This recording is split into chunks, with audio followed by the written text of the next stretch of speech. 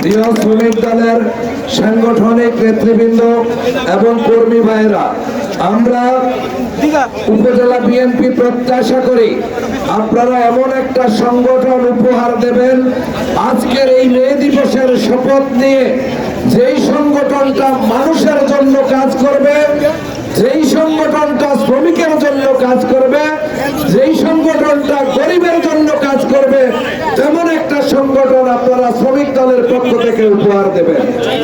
আমরা প্রত্যাশা করি না নিজের জন্য দলকে ব্যবহার করবেন, আমরা প্রত্যাশা করি না শুধুমাত্র নিজের পরিবারের জন্য দলের পদ পদবি ব্যবহার করবেন।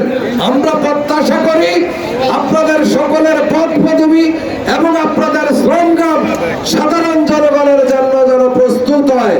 আমরা আপনাদেরকে আজকের এই দিনে শুভেচ্ছা এবং অভিনন্দন জানাচ্ছি।